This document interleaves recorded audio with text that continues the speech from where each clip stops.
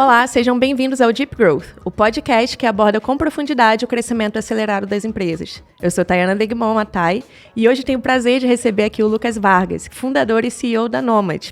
O Lucas também já foi CEO do Viva Real, do Grupo Zap e do Groupon no Brasil. Lucas, seja muito bem-vindo. Obrigado, Tay. É um prazer estar aqui com você. Queria começar perguntando para você alguns números gerais da Nomad mesmo, só para a galera ter uma ideia do tamanho que está a empresa hoje. Legal. Então, a Nomad foi criada, foi lançada há mais ou menos 2 anos, em novembro de 2020. E hoje a gente tem ao redor de 500 mil clientes, todos esses com seus cartões, todos esses... ativos mesmo, né? Todos esses... Aí depende do critério de ativação, né? Mas já emitiram seus cartões. Uma boa parte deles já fez transferências internacionais. A Nomad é essa conta americana em dólar nos Estados Unidos para brasileiros, então também tem um ciclo de ativação um pouco mais longo, né? Então, muitas vezes os clientes baixam o app, vão se preparando e começam a fazer ali os depósitos quando começam a ter um melhor entendimento de quando é que eles vão viajar. Então, a gente já tem aí essas 500 mil contas, o total de volume transacionado no cartão em menos de 2 anos bateu mais de R$1 bilhão, quando a gente coloca aí o montante todo já transacionado. Então, a gente tem tido um crescimento legal. A gente pode explorar mais desses números aí ao longo do papo. Tem também aí outras métricas, como também mais de R$1 bilhão hoje estão ali nos ativos, seja nas contas, nos produtos de investimento. Então, tem várias métricas aí. O cartão já é um cartão global, a conta é nos Estados Unidos, mas o cartão opera em quase 200 países. Então, é esse produto. É um neobank em dólar que você pode usá-lo no mundo inteiro com os N benefícios para os brasileiros. Muito legal. Quantas pessoas no time hoje já, Lucas? A gente tem ao redor de 200 pessoas, 200 colaboradores. O time também já cresceu um bocado. Sim, muito sim. Bacana. Eu sou cliente da Nomad, estava aqui contando para o Lucas, que eu usei para uma viagem internacional agora e adorei. E aí acaba que a minha reserva em dólar eu estou fazendo na Nomad mesmo, que eu achei super prático. Lucas, eu estava super empolgada para conversar com você, porque você tem uma trajetória assim, única, né? Realmente, olhar tudo que você fez, e você é super jovem, é uma coisa que surpreende. Então, eu queria que você contasse um pouco dessa trajetória para as pessoas entenderem, e aí depois eu queria puxar algumas coisas que eu achei mais curiosas dentro de tudo que você já fez. Pode ser? Claro, eu vou vamos deixar lá. Em livre forma aí. Conta pra gente um pouquinho pelo que você já passou. Tá bom. De onde eu vim? Podemos começar por aí, Podemos começar né? por aí. Então, eu sou mineiro. Você teve uma história aí sobreposta com Minas Gerais, né? Mas eu sou de Minas Gerais, mas eu saí de lá com 13 anos. Tá. Meus pais e a família inteira, praticamente, trabalha em Banco do Brasil, Caixa Econômica. Meu pai era do Banco do Brasil também. Pois é. Então, você entende qual que é o perfil ali, né? Que busca segurança. Eu estou dizendo isso porque eu não fui criado num ambiente muito empreendedor que estimulava, né, a busca por essas oportunidades de risco. Então, a verdade é essa, demorou para eu entender que existia esse possível caminho. E foi muito por acaso que eu cheguei lá. Então, aos 13 anos eu saí de Minas, fui fazer estudar ali em Brasília, e por acaso conheci a faculdade, que é o Instituto Militar de Engenharia do Rio de Janeiro, por meio de professores. E aí me formei no 2º grau e me mudei para o Rio de Janeiro. Então, uma faculdade militar também não é um ambiente que estimula muito o empreendedorismo. Essa eu não experimentei, mas não deve ser. É muito focada na disciplina, no processo. E, bom, então, ainda ali na faculdade, estava tentando descobrir o que eu poderia fazer ao longo da carreira. A verdade é que assim que eu cheguei na faculdade, no Rio de Janeiro, eu não estava muito feliz, e aí eu fui procurar alternativas. E uma dessas alternativas foi fazer uma outra faculdade, que era a faculdade de administração. Eu até considerei não focar e não fechar a faculdade de engenharia, comecei a fazer a de administração. Você fez as duas ao mesmo tempo? Eu fiz as duas ao mesmo tempo. Na verdade, eu quase não formei nenhuma das duas. Teve um certo momento que eu não estava nem muito feliz com uma nem com a outra, e tranquei, fui fazer um intercâmbio, fui para o México, voltei. Na verdade, quando eu voltei reenergizado e consegui terminar as duas. E Mas uma pausa aí, já é atípico, né? Você conseguir fazer IME e o FRJ ao mesmo tempo, não é para os fracos também. Disciplinado eu era. Eu gosto Podemos de falar dizer que no mínimo. mais do que qualquer habilidade, eu era muito, muito focado, muito disciplinado. E sim, consegui fazer as duas ali. E é interessante que, em retrospecto, parece que a gente sempre consegue encontrar justificativas para os caminhos que a gente tomou no passado, mas na verdade é super aleatório. Os caminhos aconteceram de verdade, muitos deles sem pensar, e que hoje eu sou super grato por todas essas experiências. Eu vejo como elas contribuem. Pausa nesse episódio incrível para a gente poder fazer aquele momento jabá e falar dos nossos patrocinadores. Bora, começa aí. Vou começar com o Caffeine Army, que tem o Super Coffee, que é a bebida que a gente usa realmente para poder deixar a gente bem afiado, dar conta dos podcasts, das empresas, fazer exercício físico. Dá conta de filho também. De tudo, filho também. Da vida toda mesmo. Eles estão com a gente desde o começo aqui, desde o primeiro episódio. E a gente curte demais o produto. Tem cupom aqui na descrição. Não deixe de conferir, porque realmente vale a pena. Inclusive, pode mandar mais latas pra gente aí, por favor, pessoal. sempre Porque mais aqui latas. do escritório já tá acabando. Além do Super Coffee, que acompanha a gente desde o início, a gente tem também o pessoal da Swile, que está há algumas temporadas com a gente. A Swile é o primeiro unicórnio, né, a primeira empresa que se tornou ali $1 bilhão de valuation, de benefícios flexíveis, onde ela fornece para os seus funcionários, né, um cartão. Esse cartão pode ser usado em 8 categorias diferentes, aceito no Brasil inteiro, então o funcionário escolhe como que ele vai gastar o benefício Muita dele. flexibilidade mesmo no uso, né? Exato. E aí então, se você quer levar um bom benefício para os seus funcionários, conhece a Swile, tem link aqui na descrição. E a gente não pode deixar de falar também do nosso maravilhoso, incrível, do GLA, da nossa plataforma, né, onde a gente tem uma comunidade, né, de profissionais de marketing growth que se ajudam, que têm desafios similares, né, que aprendem uns com os outros. E junto disso, para ajudar nesse processo de aprendizagem inteiro, a gente também tem vários cursos, tem aulas. O que mais, Thay? Pô, tem live, tem happy hour, se junta para os eventos. Assim, eu acho que é a forma mais completa hoje de você realmente crescer, se desenvolver nessa carreira de growth, de marketing que tem disponível e é muito barato E ainda num por preço cima, ridículo, né? Inclusive, temos que aumentar o preço também. Então, já acessa aí growthleaders.academy. Tem link aqui na descrição para todos os patrocinadores. Boa. Então, bora voltar para o nosso episódio Bora. incrível. Então, fiz essas duas faculdades e quando eu estava me formando, mais uma vez, sem muito entendimento de possibilidades, oportunidades, tinha feito esses 2 cursos e acabei trilhando o caminho de consultoria de estratégia. E por que isso? Na verdade, fui um dos que participou das feiras de recrutamento das escolas, achei interessante E fui. Então, me Então formei. não foi super premeditado também que você queria fazer administração para trabalhar em consultoria? Também não, Big por mais que a Four. história e a engenharia ajuda com um aspecto mais analítico, a gente vê que as coisas se conectam, mas a verdade é que a gente consegue racionalizar, mas na época foi aleatório. Tá. Então, neste momento, me formo e venho para São Paulo. Então, comecei a trabalhar na BEM, né, aqui em São Paulo, 2006 para 2007. E é uma experiência muito enriquecedora, né? Quando você trabalha nessas empresas, existem alguns aspectos, para quem está acabando de sair da faculdade, começando a ter essa experiência profissional dedicada, tinha feito alguns estágios, mas a primeira experiência profissional de fato dedicada, ela é um grande curso de formação. Você é exposto a vários clientes, a projetos de escopos muito diferentes. Então, foi uma escola muito legal. Eu fiquei ali 2 anos e meio na BEM, na empresa de consultoria. E é comum quem trabalha nesse ambiente, nessas empresas, fazer um mestrado fora. Então, é até considerado parte do seu plano de carreira. Uhum. Fazer essa pausa, vai para fora, se dedica e depois volta. Exato, é parte do plano de carreira de várias dessas empresas.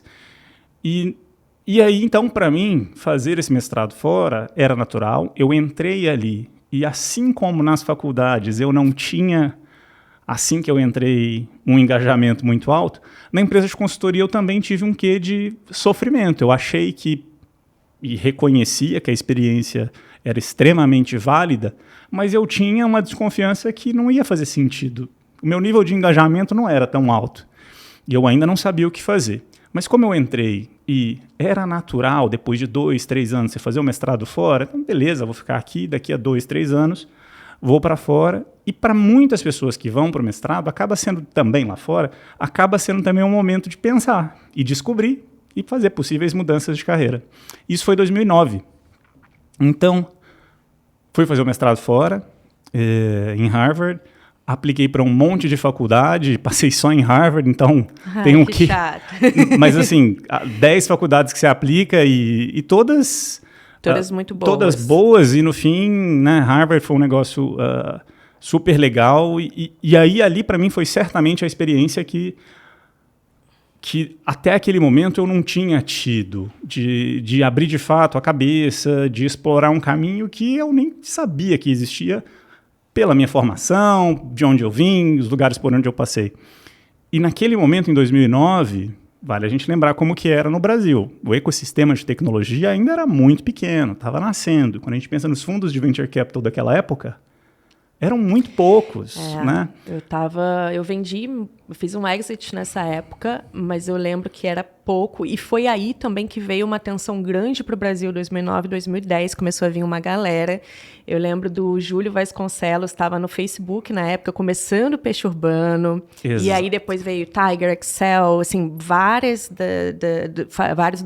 dos fundos de VC para o Brasil, e foi um grande boom. Mas até ali, 2008, era pouca coisa, tinha o Buscapé, assim, e tinha uma galera antiga, assim, de Star Media. Exatamente. Mas estava nesse gap ali, onde as coisas começaram a surgir de novo, né? Exatamente. Eu não conhecia nada disso aqui no Brasil, não era um mundo que eu tinha nenhuma familiaridade. E quando eu cheguei nos Estados Unidos, 2009, já existia um mercado, um ecossistema. No mestrado, quando você está ali na faculdade, em um ambiente dedicado, 2 anos, né, tempo integral, você tem os cursos, tem as matérias, mas você tem muita atividade extracurricular, você tem os investidores indo ali, você tem... Durante o mestrado, eles tentam trazer uma abordagem mais prática, trazem casos, então tem muitos empreendedores que vão visitar. E a própria faculdade, nos Estados Unidos, tem o tripé de ensino, pesquisa e a experiência, né, mais prática. Então, existia o centro ali de empreendedorismo que estimulava muito os próprios alunos a explorarem. Você vai estar aqui 2 anos, será que não tem alguma coisa que você possa explorar enquanto você está aqui? E então comecei a me interessar por esse assunto. E foi ali, 2009, que eu falei, legal, acho que isso é o caminho para o qual eu vou virar minha carreira. E em 2009 mesmo, era quando o Groupon lá nos Estados Unidos estava crescendo muito. Tava assim. Foi nesse momento que eu comecei a, de fato, trabalhar com tecnologia e com empreendedorismo. E você começou lá? Lançamos, durante o mestrado, um clone do Groupon. Você falou do Júlio. O Júlio lançou o Peixe Urbano em 2010. Março de 2010, alguma coisa do tipo. Estive conversando com ele há alguns poucos meses, a gente estava batendo um papo. E eu falei, Júlio, acho que você lançou, foi dia 29 de março, alguma coisa assim. Ele falou, não sei nem se é 29, 30, alguma coisa do tipo, mas quando eu falei foi exatamente essa data. E eu me lembro da data porque a gente estava trabalhando em lançar um clone do Groupon aqui no Brasil, e naquele momento, 2009 para 2020, perdão, 2009 para 2010, ainda não tinha ninguém. E a gente tinha aquela expectativa de ser, vamos ser o primeiro a lançar, E veio o tal do Peixe Urbano com esse cara que é o tal do Júlio, com o Mona X investindo. Eu falei, meu Deus, e aí, banho de água fria, né? Você acha como se ser o primeiro fosse... Tu fizesse toda a diferença. Exatamente. E aí a gente, no fim, lançou. E aí a gente lançou ao redor de maio de 2010. Trabalhamos ali durante o summer, a empresa teve algumas dezenas de colaboradores, a gente expandiu para algumas cidades. O modelo de negócio ele era muito fácil de ser lançado, replicado, então muita gente lançou clones, né, do Groupon. E o resumo dessa história foi que a gente cresceu ali ao longo de um ano. Depois desse um ano, o negócio deu aquela estagnada com todos os concorrentes e todo o contexto do mercado, e a gente vendeu. A gente fez um earn-out. Né? A gente acabou fechando e transferindo o negócio para um dos concorrentes. E isso casou com o momento que eu estava terminando o mestrado. Então, meio de 2011, eu estava terminando o mestrado. Tinha sido uma experiência super legal. Eu deveria voltar para a empresa de consultoria, porque eles tinham patrocinado o meu curso de 2 anos. E aí eu fiquei um pouco naquele limbo. O que fazer? Vou, não vou? Se eu voltar, vou ter que ficar 2 anos mais distante de novo. Se tinha sido tão rica essa minha experiência de exposição para esse novo mundo, estava com um medo de que eu fosse voltar a ficar mais fechado. E decidi naquele momento, não, acho que eu vou sair, vou para o mundo para ter uma experiência mais operacional. Já estava terminando o mestrado, então não tinha feito processos de recrutamento. E acabei me juntando à Cyrela, que naquele momento, 2011, era um momento que as incorporadoras estavam expandindo muito, então aqui no Brasil a Cyrela também estava super bem, e criou um programa de trainee e estava trazendo pessoas brasileiros de fora. Tá. Me juntei, a Cyrela bancou o patrocínio, né? Tá. Rolei minha dívida, deveria ficar 2 anos ali na Cyrela. Depois de 6 meses, eu vi que aquilo não estava funcionando e, na verdade, desde o momento que eu fui para fora, eu comecei a me interessar, explorar e testar algumas oportunidades. Então, voltei para a Cyrela, mas fiquei encucado. O que eu posso fazer? Outras ideias. Não estava engajando ali. 6 meses depois, rolei minha dívida para o Groupon Brasil. E foi aí que eu me juntei ao Groupon. Deixei a Cyrela, o Groupon bancou aquela dívida, eu também tinha que ficar um certo período ali. Inicialmente, lembrando, isso era 2011. 2011 ainda era o momento que compras coletivas estavam grandes. E me juntei ali como um diretor. Depois de um tempo, assumi como co-CEO do negócio e fiquei mais ou menos 1 ano nessa. Mas o Groupon... Era Rocket, né? Ou não? Então, a Rocket foi quem lançou o Groupon na Europa, mas em um dado momento, o Groupon nos Estados Unidos comprou a operação da Rocket e deixou a Rocket tocando o Groupon fora dos Estados Unidos. Então, quem lançou no Brasil foi uma operação da Rocket, mas já era parte do Groupon. O time Rocket tocava, mas era da instituição Groupon de fato. E então fiquei ali ao redor de 1 ano. Foi uma experiência super legal. Eu entrei, a empresa já tinha centenas de colaboradores, já faturava bastante. Tive uma experiência dessa empresa maior, mas buscava empreender. Estou passando aqui, talvez, esse background inteiro. E daí foi que eu cheguei ao Viva Real, que foi, de fato, essa minha experiência mais longa, né? Começou em 2012 e foi terminar em 2020, que eu considero que foi essa minha experiência que me trouxe grande parte do meu conhecimento, minha estabilidade, né, e N realizações. Mais desenvolvimento ainda. Eu vou entrar em alguns pontos aqui. Esse lado da consultoria, né, só para dar um contexto aqui, você foi estagiário na Accenture, você passou pela PricewaterhouseCoopers no México, só nomes gigantes até você chegar na Bain, que são consultorias super estruturadas mesmo. E o que ter trabalhado em consultoria você acha que colaborou para a sua carreira como empreendedor e até como executivo também de startups? O que você trouxe de modelo mental, de forma de pensar, que você acha que te ajudou? Boa. A Bain foi a primeira experiência pós-graduação que eu fiquei ali dedicado. As experiências anteriores, você comentou da Price e da Accenture, foram estágios. Mais estágios. Foram estágios. Ainda assim, essas etapas iniciais, elas são todas muito focadas ali dentro dessas empresas no desenvolvimento e na estruturação do pacote analítico. Tá.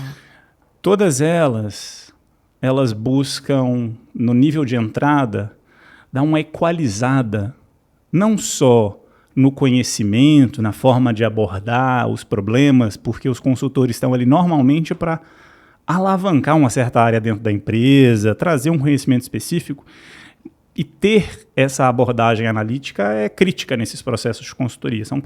Normalmente são projetos com uma duração fixa, você chega, você precisa entender o problema, estruturar, comunicar bem, e aí propor uma solução para um problema, por exemplo, de custos, ou de estratégia, ou lançamento de um produto. E o analista, esses níveis de entrada, eles são jogados num processo super intenso de entender, mapear e conseguir estruturar muito bem, num período muito curto, um entendimento da empresa. A gente entrou pega uma empresa X, normalmente são empresas grandes que contratam, né, as empresas de consultoria. Então, uma empresa muito grande, como é que a gente pode trazer para o time, tanto o time da empresa de consultoria que vai estar trabalhando focado com você naquele projeto, quanto para o próprio time da empresa de consultoria, um entendimento estruturado daquilo. E então, quando você faz esse processo, algumas vezes você pega o que você trouxe, um modelo mental de conseguir estruturar os problemas, né? Então, se hoje, para fazer um paralelo, se hoje a gente tem um desafio de será que a gente vai lançar um produto novo para um certo mercado, um certo cliente, a primeira coisa que é natural eu fazer é me dar uma base crua de dado. Deixa eu pegar e deixa eu brincar com ela, porque eu tenho uma facilidade, depois de ter passado por esse processo, eu tenho uma facilidade de estruturar, organizar, criar formas de analisar o dado, alguns vícios que a gente acaba criando.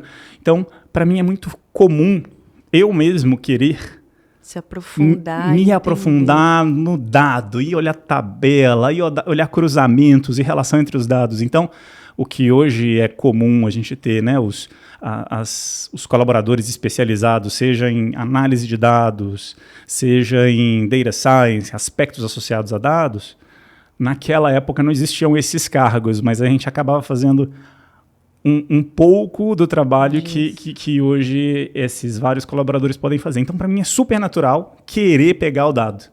E isso era uma coisa que eu via muito na empresa de consultoria, com os colaboradores, gestores e mesmo sócios. Tinha uma predisposição a pegar o dado, a olhar e aprofundar, que vira natural a partir do momento que você faz 1, 2, 3 projetos. Então, para mim, isso acabou sendo, acho que, um dos pontos mais relevantes.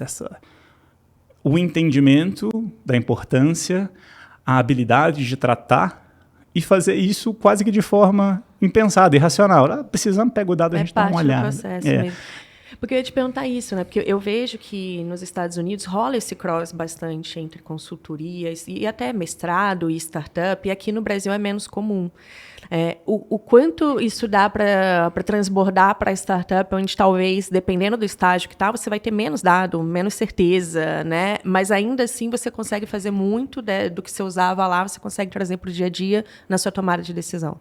Mesmo startup muito pequena, tem sido comum a disponibilidade de dado, mesmo que ela seja pequena. Eu acho que o que pode ter menos é uma estrutura de dados, um time de plataforma de dados. Mas o dado cru ali, o dado você cru consegue. Tem. Em marketing é o que mais tem, né? Sim. Você consegue fazer cada vez mais tem ferramenta para você fazer a atribuição correta. Então, entendo que sim, quanto maior a empresa, certamente a gente vai tendo mais volume. Mas mesmo em empresas pequenas, você acaba tendo.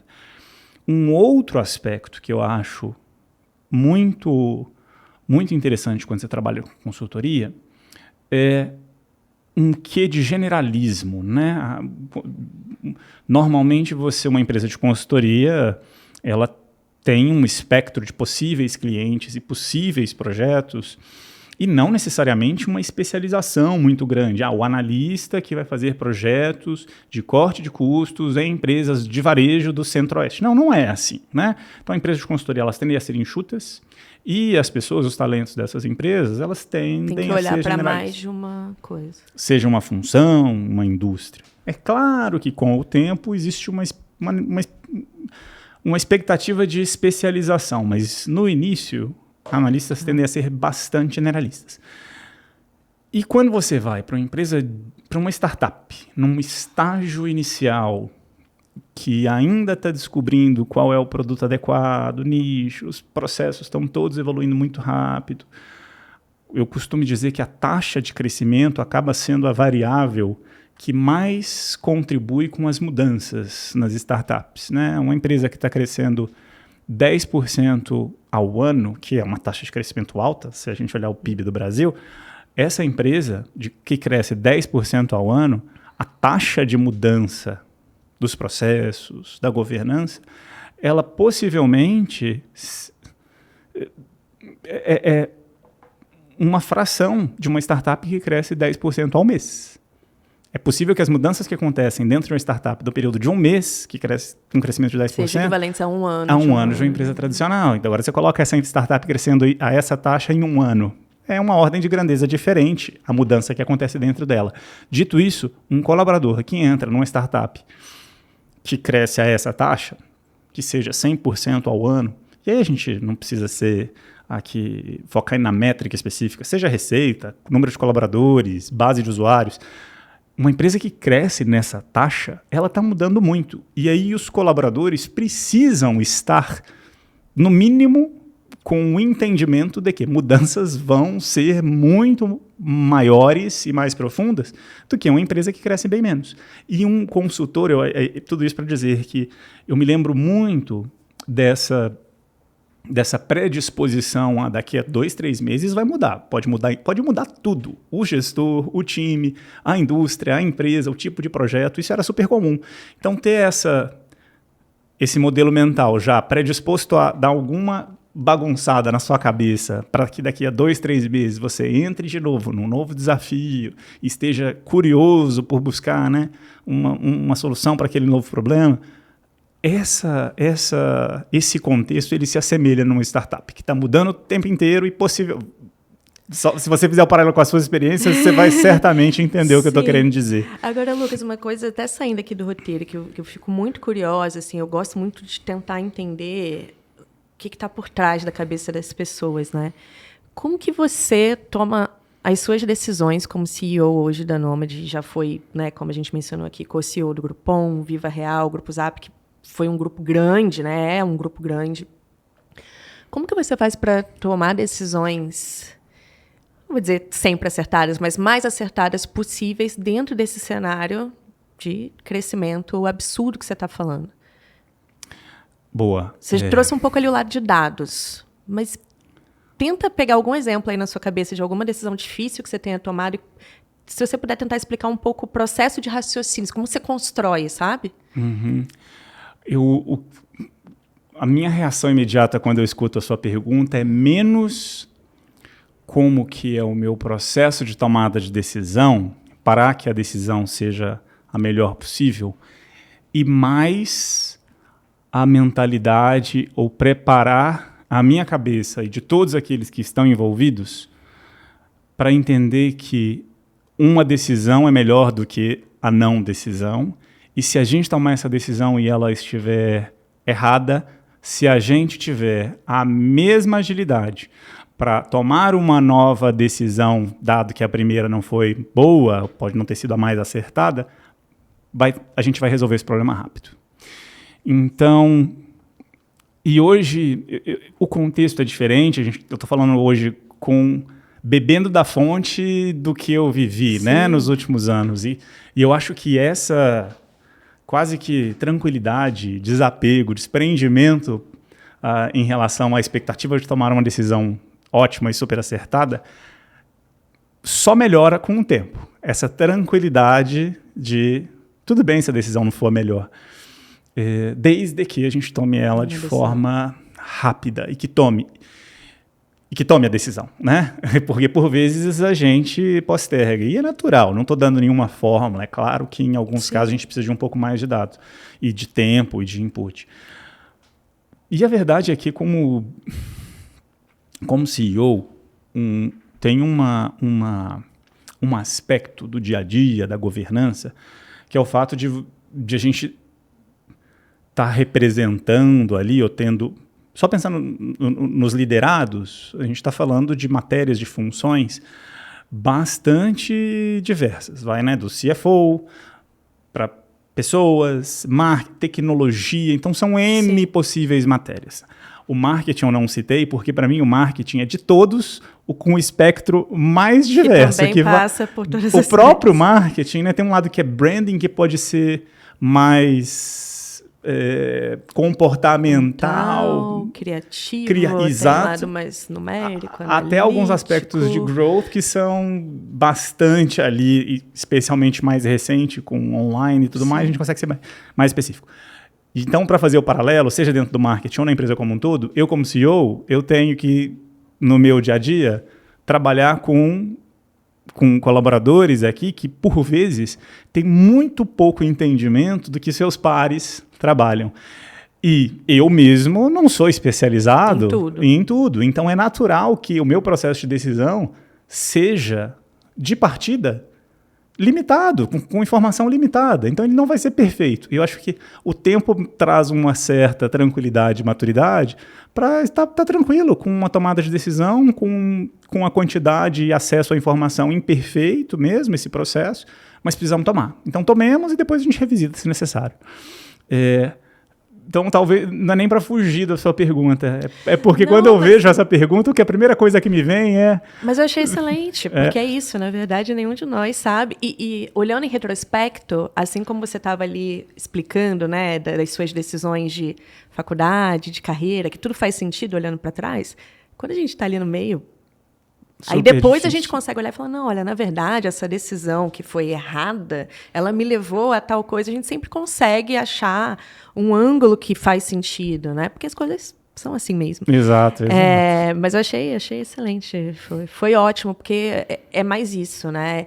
Esse treino, até emocional mesmo, de como lidar com a situação. E ser CEO, eu acho que é um cargo que tem um peso, sim, muito grande do ponto de vista de responsabilidade. Eu acho que faz muito mais sentido estar atrelado a todo esse lado de treinamento para lidar com as coisas. Uhum. E aí, quando você fala de conseguir tranquilizar o time, alinhar todo mundo, qual é o melhor caminho para fazer isso nesse cenário? Quando eu cheguei aqui, nos meus últimos dias de Zap, quando a gente estava vendendo a empresa, eu comecei a pensar sobre... a gente estava começando a trabalhar ali algumas pessoas iam sair, a gente já sabia, né? Então, naquele momento, teve algumas... De um ponto de vista muito pessoal, uma frustração. E por que isso? Porque... especialmente depois de alguns anos, eu comecei a entender que trabalhar com pessoas e desenvolver uma relação de confiança forte com a equipe era extremamente importante para a performance do time. E tinha algumas pessoas que tinham entrado ali no então Viva Real e Zap fazia pouco tempo. E tinha alguns que tinham entrado na empresa fazia 1, 2 anos, menos de 2 anos. E eu me lembro que eu comecei a ter um quê de frustração, nossa, eu acho que eu vendi um sonho diferente, né, para amigos de longa data, pessoas com quem eu desenvolvi uma relação, que eu fiquei com um quê de sensação ali eu acho que eu vendi demais esse sonho e a gente acabou vendendo uma empresa. No fim das contas, especialmente esses que entraram no finzinho ali dessa jornada, ainda sou o próximo. Tem gente, inclusive, que está comigo na Noma de hoje, desses. Uhum. Mas eu me lembro que me deixou um quê de... se eu tiver oportunidade de daqui a pouco poder... puxar eles. E dar essa oportunidade. Mas dar a oportunidade, mas além disso, de setar essa expectativa só com um quê de olha, a gente está aqui para construir um negócio legal, diferente, a gente tem essa perspectiva de longuíssimo prazo e a gente quer estar fazendo uma coisa nova para deixar um legado. Mas pode ser que as coisas não saiam como previsto. Talvez eu ajustaria um pouco disso. Quando você me faz a pergunta de como lidar, né, como CEO com essas pessoas, com diferentes perspectivas, me remeteu muito àquele momento de que talvez eu tivesse... naturalmente até desvirtuado, é normal quando a gente está ali dentro no dia a dia lidando com os desafios, e que naquele momento ali, há uns 2, 3 anos, eu falei assim, não, eu acho que eu posso colocar como parte do meu trabalho como CEO, sim trazer talentos para trabalhar e recrutar, eu ajustaria um pouquinho. Assim, é isso que a gente espera. Pode ser que não funcione. Colocar um disclaimerzinho. É exatamente isso. Esse pequeno disclaimer, esse preâmbulozinho, pode ser que não dê. Mas a gente está aqui para fazer um negócio. A gente está aqui para isso. Exato. Talvez foi um aprendizado no finzinho ali que marcou. Foi um contexto muito particular, mas eu achei legal. Muito legal. Eu vou entrar um pouquinho agora no Viva, que você já acabou trazendo, porque o que me parece, olhando de fora, é que só o que você viveu ali no Viva Real é, às vezes, a carreira inteira de muita gente, né? Vou começar por uma parte que me intriga bastante, que é você assumiu como CEO no lugar de um dos founders, certo? Exato. Como que é substituir o fundador como CEO? Não é fácil. Essa sucessão, ela aconteceu em 2016. Foi bem no meio dessa experiência. Eu me juntei ao Viva Real em 2012, que foi logo depois de um Series A, que o Viva Real tinha levantado de Kazek e Monax, e substituí o Brian em 2016, e a gente fez a venda da empresa em 2020. Então foi 12, 16, 20, foi bem no meio. Então esse processo, ele super desafiador. Não acho que tenha uma regra. É claro que existem aprendizados que a gente compartilha, e a gente foi beber, eu e o Brian, de experiências para a gente fazer o processo o mais tranquilo possível, mas é muito difícil ter uma regra que se aplique, porque cada empresa, o momento, o papel que cada pessoa tem é super particular.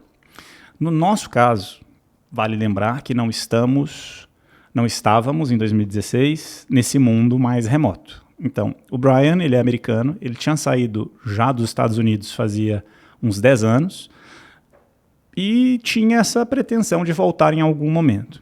A empresa estava crescendo super bem, não tinha nenhum problema, o que por vezes é um gatilho para pensar nessa sucessão. Né? O CEO não está entregando por algum motivo, não era o caso. Ainda assim, ele tinha essa pretensão pessoal de voltar para os Estados Unidos. Então, era uma empresa que estava super bem, com um co-founder, que tem um peso muito grande, uma pessoa extremamente carismática.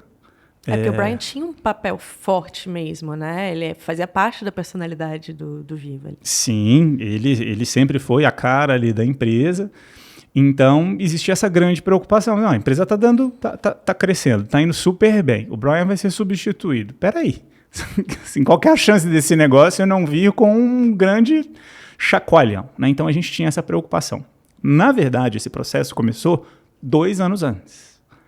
A gente teve, justamente porque não era um problema de performance e as coisas estavam andando super bem, em 2014, o Brian, em um dos papos que a gente estava tendo, comentou: Lucas, em algum momento eu vou voltar para os Estados Unidos, não sei quando.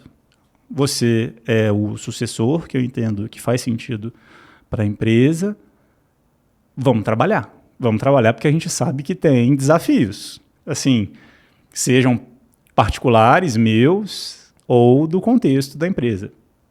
E a gente já trabalhava com uma coach. Essa era uma PhD em comportamento organizacional, desenvolvimento organizacional americana, que tinha sido recomendada por um dos nossos investidores, que estava no nosso conselho e que já tinha recomendado essa consultora para várias outras startups nas quais ele investia. Então, a gente já trabalhava com ela para nos ajudar a desenvolver o nosso time.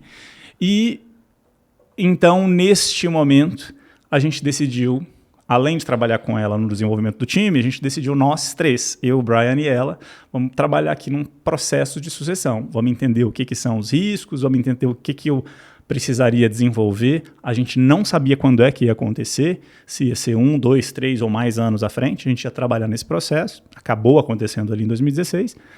E a gente mapeou. E vou encurtar aqui, porque essa história ela poderia ser muito longa, mas acabou funcionando sem fricção. Assim, foi um processo de transição super muito mais estável do que a gente poderia imaginar. Não teve nenhum turnover na liderança. Ou seja, os meus pares, a partir do momento que eu substituí o Brian, passaram a ser meus liderados ali. É super esperado que tenha turnover. A gente tinha planejado para isso, assim, é esperado como possíveis desdobramentos. Se não aconteceu, a gente conseguiu... enfim, foi relativamente estável, apesar dos trancos, né?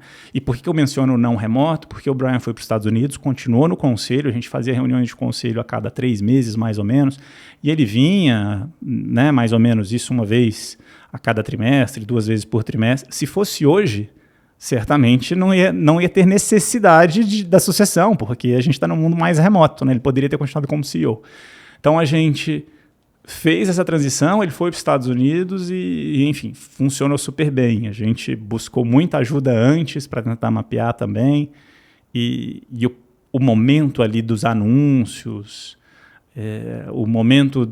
Como que foi feito, Lucas? Assim, na prática, esse anúncio e esse processo, o quão antes vocês começaram a dar visibilidade, pelo menos, para os outros C-levels de que isso ia ocorrer? Se você puder só contar o que você puder falar, claro, desse processo, mas para a gente exemplificar, porque eu conheço muitos fundadores que às vezes já entendem que gostariam de ter alguém no seu lugar, mas têm dificuldade de fazer esse processo, e é extremamente natural, e você como fundador com certeza entende isso, porque é uma energia muito grande, né?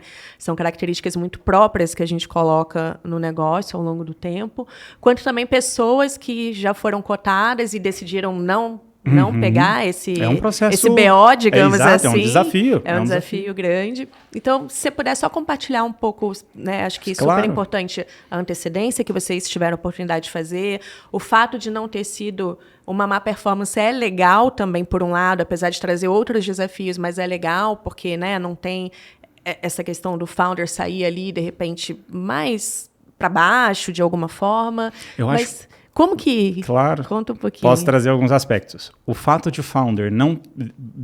Da saída, da sucessão, não ser um problema de performance, para mim é o que mais facilitou. Porque não existe uma expectativa nesse momento de fazer turnaround da empresa, de mudar uma métrica. De verdade, era uma manutenção do status quo, né? Existiam umas alavancas de crescimento, o negócio estava sendo tocado, a empresa tinha talvez, acho que uns 500 colaboradores. Era um negócio que estava funcionando ali. Então, tira um pouco da carga de pressão de necessidade por mudança. Por isso a gente focou, olha, é como fazer a manutenção do que existe, não ter estresse. Como eu comentei, a gente ficou 2 anos trabalhando nisso. Primeiro 1 ano e meio, não envolvemos ninguém interno, ninguém sabia, né? Então a gente entendeu muito o que seriam, conversando com outras pessoas, com essa nossa coach ali que trabalhava com a gente, o que seriam esses potenciais problemas. No meu caso, é por isso que é bem particular. Eu tinha vindo de uma experiência muito focada em vendas, operações, marketing. Se eu não me engano, o CFO já estava comigo ali, mais próximo da data da sucessão. Então, essas áreas estavam relativamente sob controle. As outras, as de tecnologia, por mais que eu seja engenheiro de telecomunicações, eu não tinha trabalhado em startup de fato com isso. Então, era o desafio. Então, a gente começou a pensar, como é que eu posso me aproximar? Me aproximar da liderança de tecnologia, produto e engenharia. Criamos um projetinho, vamos fazer. E aprendizados. Startup, quando cresce super rápido, a gente normalmente preza por pouca hierarquia, os processos que são rápidos. É muito comum que a liderança, funcionalmente, esteja em direto contato ali com a linha de frente. O VP comercial, é natural que ele esteja ali na ponta com o vendedor. O VP de marketing é natural que ele entenda no detalhe, tem uma super conexão com os analistas de marketing. O CTO tem com os devs, né, tá ali na ponta. Mas horizontalmente tem um desafio. Então, para mim, era um bloqueio. Eu tinha uma dificuldade de interagir com o pessoal de tecnologia. O que a gente fez? Sem eles saberem, vamos colocar almoço na agenda, vamos colocar ações fora do ambiente de trabalho. Vamos também pensar em integrações e uma governança que seja mais realmente próxima ali para aproximar as áreas, algumas coisas com o time de tecnologia. Isso era uma delas. Uma outra preocupação era um pouco mais ampla, do tipo substituição de um fundador, que é a cara da empresa, carismático. Como é que a gente pode? Começamos a pensar em várias iniciativazinhas, isso com 2 anos de antecedência. Uma delas a gente não tinha, e a gente estabeleceu que foi um all hands. Não existia. E esse all hands quem fazia era eu. e não o Brian. Mesmo eu era COO naquela época. Então vamos ter um all hands e quem vai fazer é o Lucas. Para dar exposição, para começar a ter o tom de voz dele, etc, etc. Legal. Começamos a pensar em algumas dessas coisas. E aí também internamente, como foi 2 anos, a gente começou a pensar em como é que algumas áreas poderiam, aos poucos, ir fazendo parte desse guarda-chuva de COO. O COO acaba sendo uma figura, uma posição que pode ter responsabilidades diversas, né? É possível, né, ter essa característica, então a gente também começou a trazer... tocar a empresa praticamente inteira. Exato, então teve um pouco disso. Além de algumas outras coisas que a gente começou a fazer ali.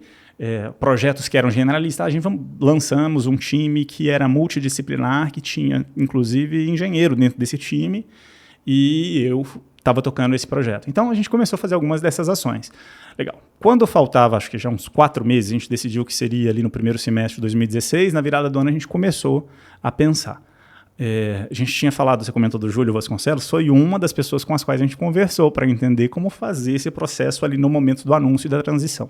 O Júlio, ele tinha saído do Peixe Urbano, já fazia alguns anos, ele tinha saído, né? E um co-founder, no caso, que era o CTO, o Alex, tinha assumido. O Júlio, para mim, foi uma das coisas que ficou super marcada, foi ele falar, no dia do anúncio, depois do anúncio, eu desapareci. A gente tinha entendido com pessoas e mentores que tinham passado por processos semelhantes, que era super natural, as pessoas que estão na empresa, que têm acesso a você, que são próximos. Ué, mas eu tenho o seu WhatsApp, por que eu não posso nem te mandar uma mensagem? Deixa eu só pedir a opinião, tem um gestor novo aqui, mas... Então, era uma preocupação, e aí a gente planejou isso. Vamos começar um anúncio. Qualquer pessoa ficaria um pouco desconfortável. Assim, eita, peraí, o cofundador, CEO, está saindo, meu Deus, o que vai acontecer? Então, gera uma certa insegurança. Então, a gente deixou para fazer com 1-2 meses para esses liderados. E no dia do anúncio, logo que a gente anunciou, o Brian tirou 2 meses de férias, que... fazia muito tempo que não tirava as férias. Pouco depois já ia haver Olimpíadas do Rio, então ia ter um monte de feriado no meio. Aí ele passou um mês ali mais off também no Rio. Depois a família dele ia se mudar para os Estados Unidos, então começaram a preparar uma mudança. O resumo é que 6 meses após o anúncio, durante um período de mais ou menos 6 meses, ele estava praticamente desconectado da operação. E funcionou. É claro que nos primeiros dias, as primeiras cerimônias de planejamento, peraí, mas a gente está fazendo um planejamento trimestral aqui. Como que a gente vai fazer esse planejamento? Tinha um processo que era o Brian que fazia esse processo inicial top-down. E agora? Eita, mas Lucas, vai ser você mesmo?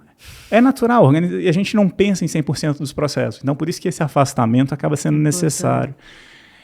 E, bom, então no fim, e aí estou citando os stakeholders internos, mas na verdade acontecia com todos. Com o conselho, a gente tinha a mesma coisa.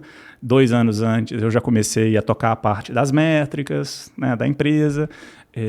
A gente já tinha definido algumas cerimônias com os investidores mais importantes, que eu já estava fazendo um acompanhamento com alguma frequência. Enfim, então é um processo complexo. Mas legal. O mais importante, neste nosso caso, que eu acho que é o que caracteriza, é o fato de a empresa estar indo bem, não ser uma saída por performance do CEO, e aí com isso, como era uma tentativa de manutenção do resultado e da cultura, alguém interno faz mais sentido. E eu acho que então essa foi a principal variável. E Lucas, como que você ficou nesses primeiras semanas, primeiros meses? Você estava tranquilo, confiante por causa de todo o trabalho que vocês tinham feito, ou deu uma tremida assim na perna? Como é que foi, de fato, lidar com a mudança? Eu acho que o fato de ter sido um processo bem longo e que a gente já começou a fazer algumas mudanças por causa dessa sucessão que aconteceria ali para frente, algumas mudanças foram mais difíceis antes. Exemplo, CFO passar a responder para mim que era o COO. Foi um problema não, foi uma dificuldade já na época, né? Um desafio já na época que já estava resolvido quando chegou ali. Isso, mas essa mudança, quando ela aconteceu, ela foi um desafio. Eu não era especializado ali, né, na função. É uma mudança estrutural complexa, com N desdobramentos, exemplo, conselho, né? Como lidar com um CFO que tem um quê de motion ali, né? Junto ao restante da organização. Então, alguns desses desafios aconteceram antes. o anúncio, ou lançar um all hands que quem está ali comunicando o status semanal, falando sobre N aspectos, não era o CEO, já era o Lucas, e por que não é o Brian, né? Acontecem essas perguntas, tem essa desconfiança.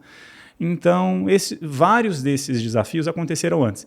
O anúncio em si, sim, ele formaliza e ele causa, né?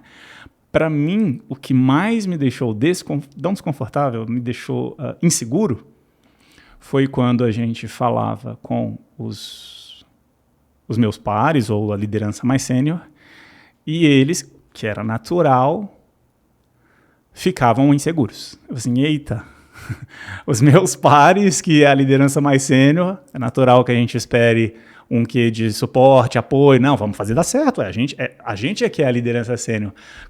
Mas vai ser agora, Brian? Precisa ser agora? Por que não espera mais um pouco?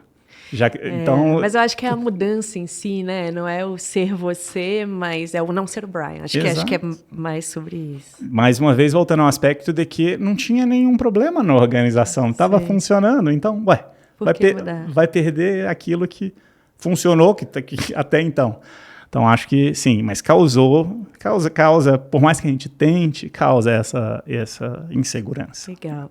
E aí, assim, para deixar a sua vida fácil, você sempre fez coisas complexas, e uma delas foram várias aquisições ali na época de Viva Real, né?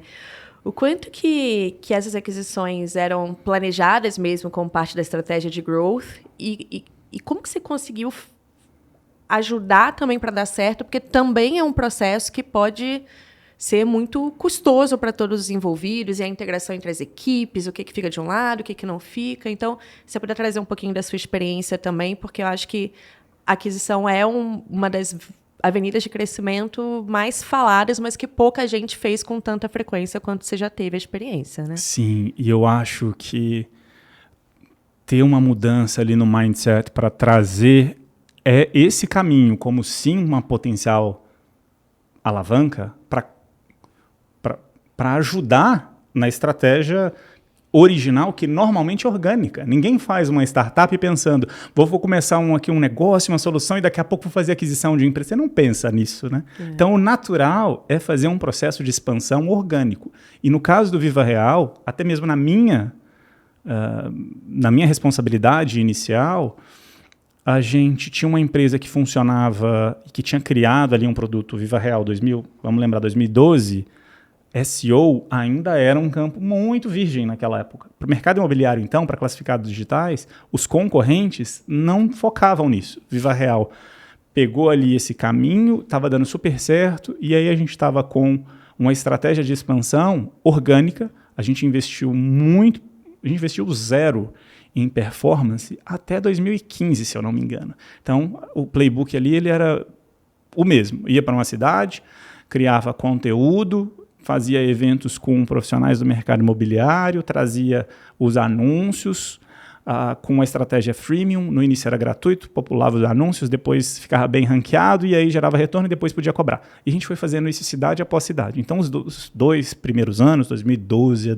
meus primeiros anos, 2012 a 2014, a gente abriu ali, acho que quase 20 escritórios. Com base nesse playbook. Com esse playbook. E quanto era o crescimento? Você lembra mais ou menos quanto que isso gerava de... A receita 2012 deve ter sido algo como R$2 milhões, 2013, 8, 2014, 25, 2015... 4 a 3 vezes ano. Exato, isso aí. E eu era o VP comercial. E de marketing também. Não chegou a pegar vendas? E também peguei marketing. Então, a minha responsabilidade era justamente cuidar dessa expansão. E eu estava muito ali, muito focado no orgânico. E sim, existiam oportunidades inorgânicas de players locais que poderiam acelerar. Mas esses 2 primeiros anos, eu não era CEO, eu estava ali ainda também muito inexperiente e era extremamente focado nessa expansão. E eu me lembro quando o Brian começou a tratar dessas possíveis expansões dessas oportunidades, e eram oportunísticas. Não, a gente sabe que tem um player que está fazendo essa parte aqui do produto que poderia adicionar e poderia nos acelerar. A minha reação inicial, eu era defensivo. Para quê? Né? A gente consegue executar, a gente está super bem, a gente conseguiu fazer tudo isso. A gente, inclusive, eu particularmente, a gente super se orgulhava do que a gente construiu ali, né, com pouco recurso. Claro. Para que eu preciso? Mas depois que a gente entendeu que era um caminho de né, acelerar aquela visão, assim, por que não? E hoje na Nomad, a gente já fez aquisição na Nomad. E é um caminho paralelo. É um caminho que você tem que explorar desde o início. Então, acho que é impressionante, porque hoje também eu me lembro, olhando para trás, não é natural. Você não cria uma empresa para pensar em um crescimento inorgânico. Você cria porque você tem aquela convicção que tem um produto, uma dor para ser resolvida. Então, vou fazer. Então, hoje eu vejo que não é quase que talvez um demérito a gente pensar no inorgânico, mas não, uma oportunidade complementar para alavancar aquilo. Beleza. E aí, dito isso, sim, a gente fez em diferentes nichos ali, alguns com uma expansão para diversificação de produtos, alguns era mesmo produto, mas para aumentar a escala. A gente fez algumas. Acho que primeiro grande aprendizado tende a ser um processo com muita ineficiência, uma aquisição, uma fusão. Por mais que você possa ter uma complementariedade grande de produto, de time, etc., você vai ter que desfocar, né? Você vai ter que dedicar tempo, energia de parte da organização para absorver aquilo. Você vai ter que comunicar muito, você vai ter que investir muito em alinhamento. Então é um processo que tende a ser ineficiente. E é esse o trade-off que vai sempre existir. Estou aqui falando que não parece ser natural pensar num processo inorgânico de expansão, porque a gente estava aqui, lógico, está tudo alinhado, todo mundo indo naquela mesma direção. A partir do momento que a gente pensa, não, peraí, vamos trazer essa outra empresa, não vai encaixar perfeito, nunca encaixa perfeito. Vamos fazer um esforço para recomunicar, redefinir, pensar nessa visão integrada, nos processos todos. Então, tende a ser um processo com alguma ineficiência. E tende a ser um processo em que você normalmente é otimista. E aí tem um quê de frustração. Então, é natural, e a gente pode pegar aí quem já fez outros processos, é natural que a gente comece e assim, nossa, que legal, a gente vai dar N passos à frente. Mas como é complexo o processo de integração, vai ter aqui um monte de ineficiência que vai ser difícil de você, no momento da tomada de decisão, prever tudo, mapear tudo.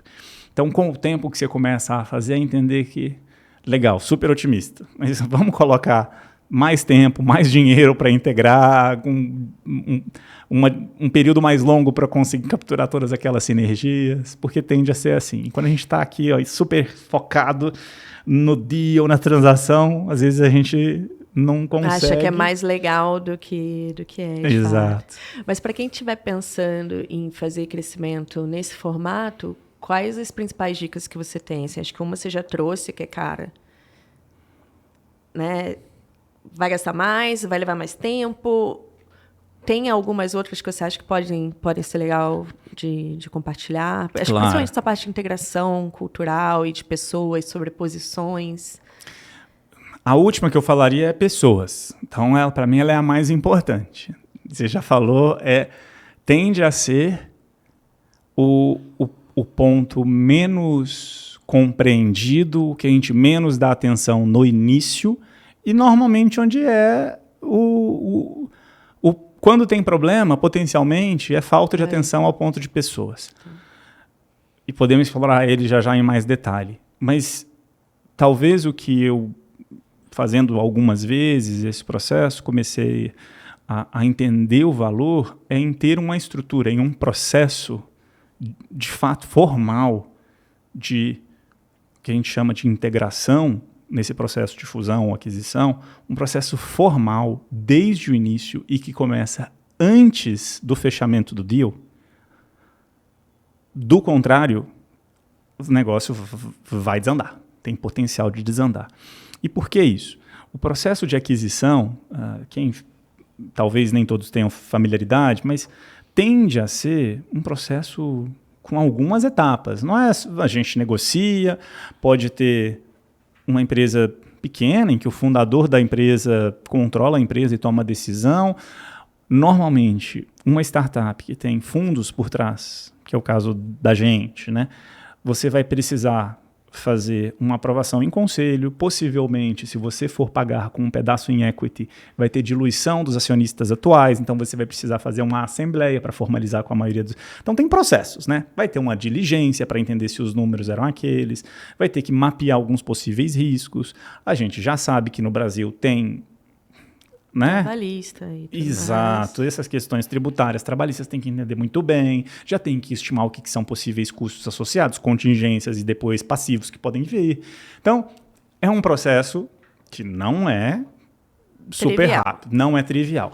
E este processo, o fato de ele existir, na verdade, ele nos dá a possibilidade de investir tempo no planejamento. Porque depois de todas essas aprovações, ainda tem normalmente um processo ali contratual de girar, né, os contratos e os sócios, etc. E fechou. A partir do momento que fechar, você pode comunicar. Mas até chegar nessa comunicação, o processo do que a gente chama de integração, metade do esforço no processo de planejamento dessa integração já deveria ter sido feito.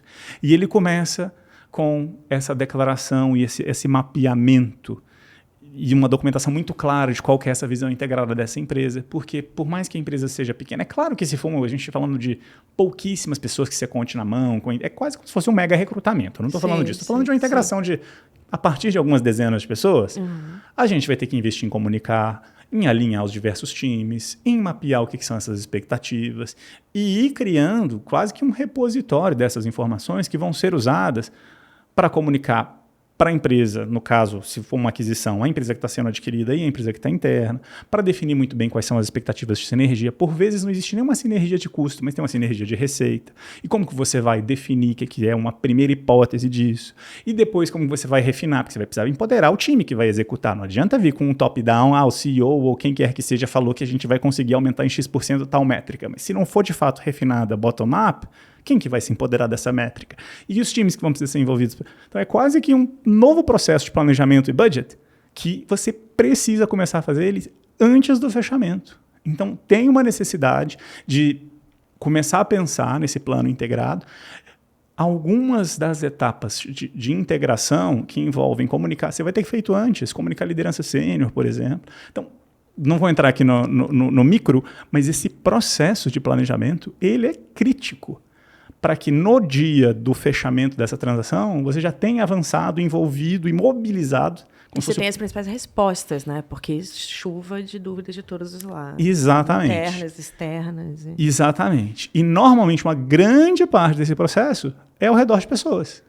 É um mapeamento de organização, é um mapeamento do que a gente chama de gestão da mudança, change management, os processos e governança ao redor de pessoas.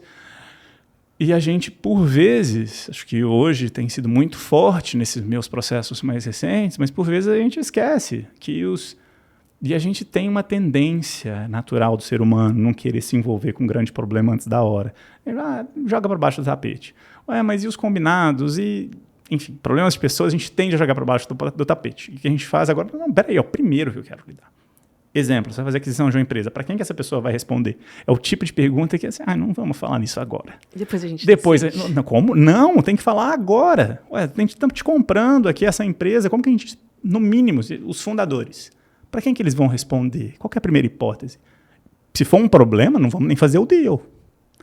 Então, isso assim, é pequeno, é bobo, mas como este ponto, existem vários. E as pessoas acabam sendo a parte mais central que tem a chance de causar problemas, de atrasar o esperado. Eu não falo não entregar. Muitas vezes as pessoas falam não entregou o valor. Na verdade, eu acho que atrasa mais do que não entregar. Acho que esse é o ponto. Porque você vai ter que... Aquilo que você posterga, você vai ter que lidar daqui a pouco. Você vai te puxar pelo pé. Então, acaba sendo Lucas, crítico. E quanto do seu tempo, porque você está falando, assim, parece realmente muito custoso em termos de recursos como um todo. Quanto do seu tempo como CEO ficava nisso? Ou quanto que eram outras pessoas da organização que tocavam essa frente? Depende do deal. Depende bastante, exato. E depende da estrutura, depende da organização, né? No caso do Viva Real e do Zap, Eu, particularmente, me envolvia com esses deals depois de uma primeira etapa de negociação que quem estava muitas vezes muito próximo era o Brian, porque ele estava no conselho, ele tinha uma visão do todo também, a gente estava super alinhado. E aí é um pouco de personograma. Isso se aplica a qualquer nível de organização. É natural que se você tem uma pessoa que é boa em um certo aspecto, independente da responsabilidade dela, por que não alavancar? E o Brian sempre foi um grande vendedor, né, com uma habilidade com pessoas muito grande, então ele sempre participava desses processos de aquisição. Então, no nosso caso lá, o Brian estava muito próximo de movimentos inorgânicos, e o caso da fusão Zap e Viva Real, por exemplo, foi um do qual ele participou ativamente. É claro que, a partir do momento que se fala de gestão, de indicador de negócio, estou ali, né? Mas ele acabava tendo um chapéu muito de investidor, né? Eu sou o principal acionista, pessoa física, né? E em qualquer aspecto que fale de investidores, ele vai ser o representante. Então, nesse caso, por exemplo, ele esteve diretamente associado. A partir do momento que a gente passa a falar do negócio em si, eu estava próximo. Então, não era algo que... No Zap a gente não tinha um time, nunca teve no Zap um time, no Viva Real nem no Zap, um time de M&A. Específico de M&A. Não tinha, era oportunístico.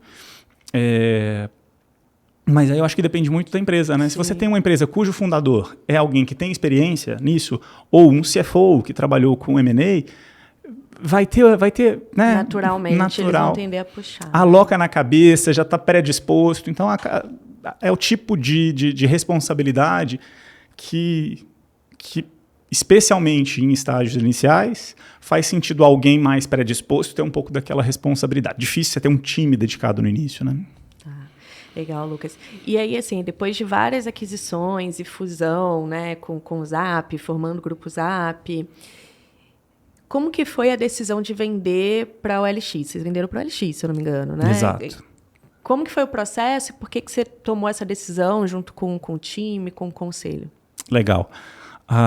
O grupo Zap, ele foi formado em 2017, dezembro de 2017, com a fusão de Viva Real, que era essa startup, que teve vários fundos de venture capital, com o Zap Imóveis, que era uma empresa 100% do Grupo Globo. Do Globo, é. Então, a Globo tinha 50 e poucos por cento da empresa, os acionistas do Viva Real tinham 40 e tantos por cento da empresa. Era mais ou menos essa estrutura. E aí ali acaba tendo essa governança com múltiplos investidores e com seus interesses particulares, né? Então, não vou entrar nos detalhes aqui, mas quando se tem, por exemplo, fundos de venture capital que tinham entrado no Viva Real em 2011 para 12, a gente vendeu em 2020, 10 anos praticamente desses investimentos iniciais. Acaba sendo um pouco do caminho natural de fazer esse processo. É um pouco mais complexo do que simplesmente, se um quer vender, então vamos tomar a decisão. No caso do Viva Real e do Zap, tinha uma questão que pode parecer até burocracia, mas a estrutura societária, o Brian recentemente ele está tocando um outro negócio, ele fala bastante disso, sobre o quanto essas estruturas societárias podem te causar problema lá na frente. No nosso caso, a estrutura do Viva Real, ela não era muito amigável para a reestruturação societária. Então, se você fosse, por exemplo, tirar um dos investidores dessa grande estrutura, no nosso caso, ia ter alguns gatilhos de reconhecimento de ganho de capital que forçariam outros investidores, não só os que estavam querendo sair e vender, a reconhecer e a recolher imposto. Então, naquele nosso arranjo societário, a gente estava um pouco engessado para permitir que um ou outro saísse. Então, isso era um pedaço do contexto. Um outro pedaço desse contexto, quando você vende a empresa 100% em dinheiro, que foi o caso do Viva Real, você não procura isso, né? Não é que as pessoas, estou querendo aqui vender a empresa por 100%. Não é tende a não ser um caminho esperado quando você tem uma startup ou uma empresa. Mas aconteceu, a gente estava fazendo um processo de fazer uma captação primária para trazer um novo investidor. A gente estava falando com alguns investidores, tinha alguns caminhos que tinham surgido de investimentos minoritários. Um dos investidores da OLX é um fundo com o qual a gente também estava conversando para potencialmente investir no Zap. E naquele momento, assim, não vai fazer sentido para a gente esse investimento minoritário, tem até questões de concorrência interna aqui do fundo, mas talvez a empresa OLX tenha interesse em fazer uma aquisição. E no modelo da OLX só faria sentido se fosse uma aquisição completa, com a saída completa de todos os investidores. E aí sim, tem várias conversas entre os investidores, né, com os diferentes interesses. Eu, como CEO, também tinha ali minhas preferências.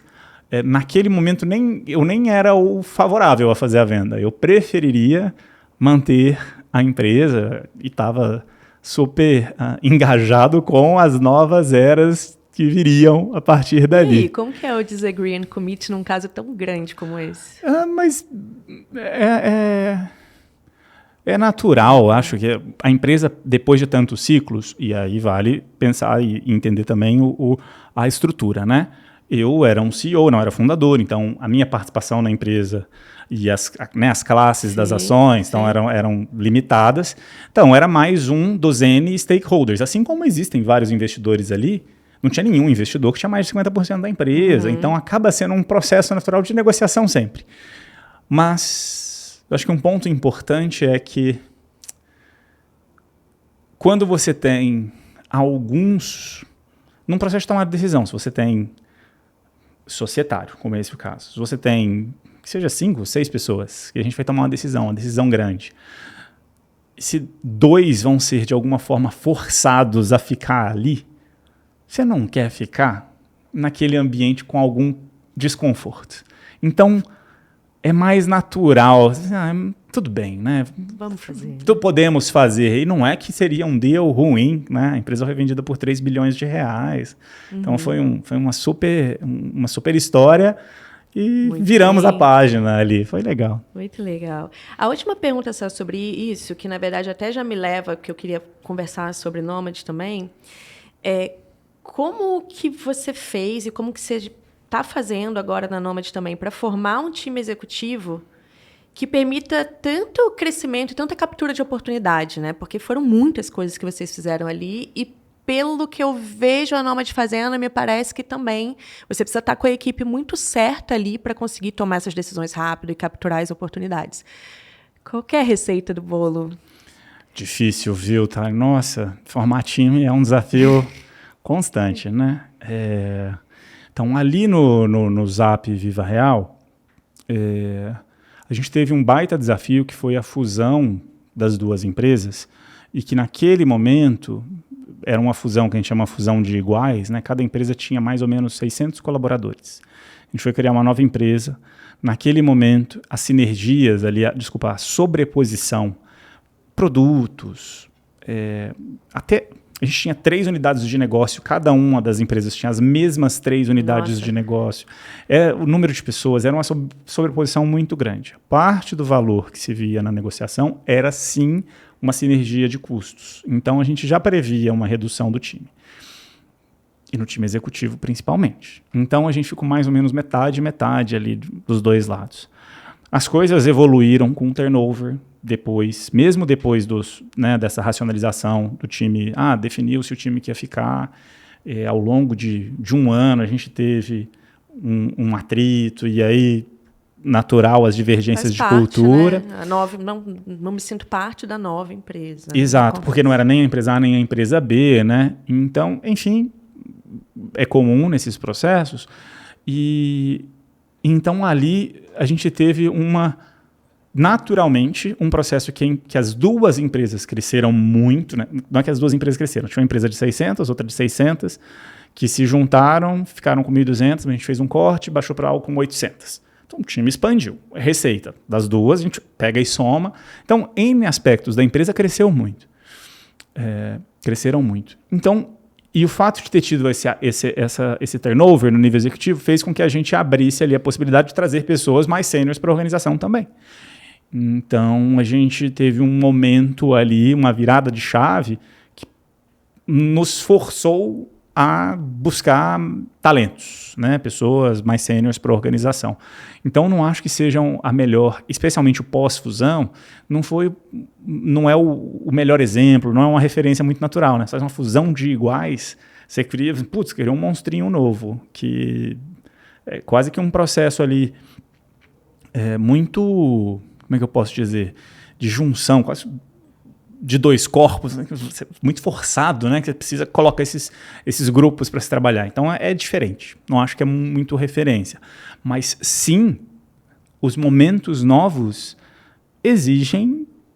são novos desafios. Então exigem novas abordagens. A gente pode ter as mesmas pessoas fazendo as mesmas abordagens e pode ser que as mesmas pessoas estavam antes com responsabilidades e desafios que não eram exatamente os desafios para os quais elas têm o melhor ferramental possível. Talvez a empresa cresce e aqui a gente tem, na verdade, o desafio que faz muito sentido para esse time. Pode acontecer. Então, naquele caso, eu acho que sim, a gente forçou um movimento que colocou a organização inteira assim, eita, está diferente.